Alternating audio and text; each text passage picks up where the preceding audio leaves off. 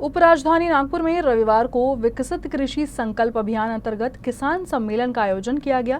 कार्यक्रम में केंद्रीय कृषि मंत्री शिवराज सिंह चौहान, मुख्यमंत्री देवेंद्र फडणवीस सहित तमाम लोग मौजूद रहे। इस दौरान कृषि मंत्री चौहान ने राष्ट्रीय मृदा लाइब्रेरी और एआई आधारित स्मार्ट ट्रैप यंत्र का उद्घाटन किया। अपने नागपुर दौरे के दौरान केंद्रीय कृषि मंत्री शिवराज सिंह चौहान सुरेश भट्ट सभागृह में आयोजित विकसित कृषि संकल्प अभियान अंतर्गत आयोजित किसान सम्मेलन में शामिल हुए। विभिन्न कृषि उत्पादों पर केंद्रित प्रदर्शनी का अवलोकन कर उत्पादों की जानकारी ली और किसानों को शुभकामनाएं दी। इस दौरान महाराष्ट्र के मुख्यमंत्री देवेंद्र फडणवीस, राजस्व मंत्री चंद्रशेखर बावनकुले, राज्य मंत्री आशीष जायसवाल सहित ICAR के DG सहित अधिकारी और कर्मचारी मौजूद रहे।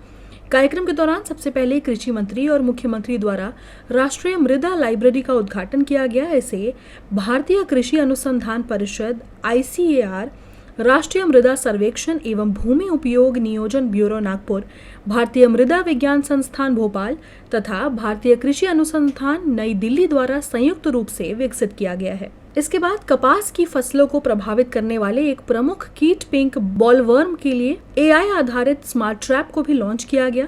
केंद्रीय कपास अनुसंधान संस्थान नागपुर द्वारा विकसित ये तकनीक किसानों को कीड़े लगने से पहले ही इसकी जानकारी दे देंगे। इस दौरान केंद्रीय मंत्री ने किसानों को भी संबोधित किया। कृषि मंत्री ने कहा, किसान भारतीय अर्थव्यवस्था की रीढ़ और आत्मा है। भारत को विकसित देश बनाने के लिए हमें कृषि का विकास करना होगा और किसानों को समृद्ध बनाना होगा। विदर्भ में किसान कड़ी मेहनत करते हैं, लेकिन एक ठोस रणनीति की जरूरत है।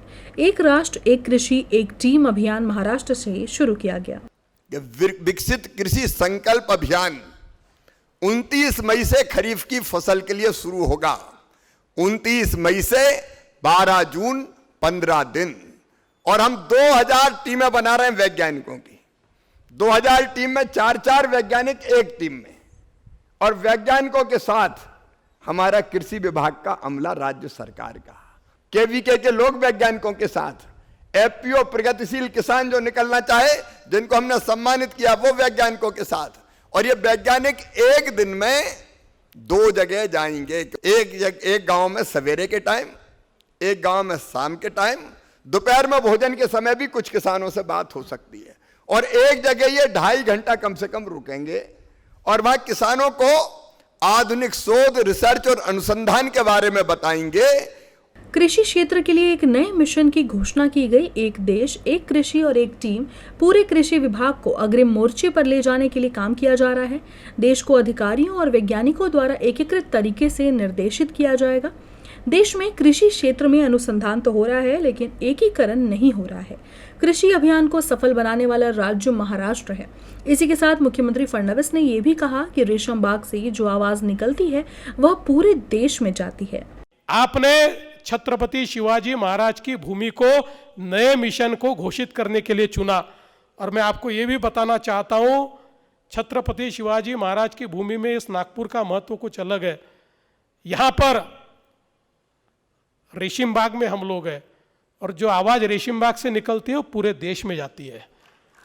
इसलिए आपने बहुत सही जगह से यह ऐलान किया है, और महाराष्ट्र की सरकार की ओर से मैं आपको आश्वस्त करता हूं कि आपके इस ऐलान को यशस्वी करने वाला पहला राज्य ये महाराष्ट्र होगा।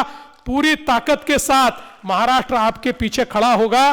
राज्य सरकार 5 वर्षों में 25,000 करोड़ रुपए का निवेश करेगी। यदि केंद्र पूंजी निवेश उपलब्ध कराता है तो हमें केंद्र सरकार से नानाजी देशमुख योजना की तर्ज पर मदद करने का अनुरोध माणिकराव कोकाटे ने किया। इसी के साथ मनरेगा के तहत काम करने वाले लोगों को DBT के माध्यम से कुछ पैसे जमा करने की मांग भी की। लेकिन हमारे यहाँ की एक सिचुएशन इतनी बेकार है कि खेती में काम करने के लिए लोग नहीं है, और उसी की वजह से यांत्रिकीकरण होना जरूरी है। या तो फिर यांत्रिकीकरण नहीं हुए तो कम से कम रोजगार हमी योजना के अंतर्गत हम 50%, 30% जो भी है तो वो उनको थोड़ा मुनाफा अगर उनमें से MREGS के अंदर करते हैं तो वो केंद्र सरकार का एक्ट है, आपके अंदर ही एक्ट है वो। तो रोजगार हमी के अंदर सारे लोगों की मांग है कि रोजगार हमी के अंदर उनको 30%, 50% या तो कुछ उनको DBT की तरफ से उनके अकाउंट में पैसा जाए, उनको उत्पादन खर्च कमी हो जाए, उससे वो सस्टेनेबल ये जगह पे हो जाए, तो ज़्यादा फार्मिंग हमारा किसान ज़्यादा आगे जा सकता है।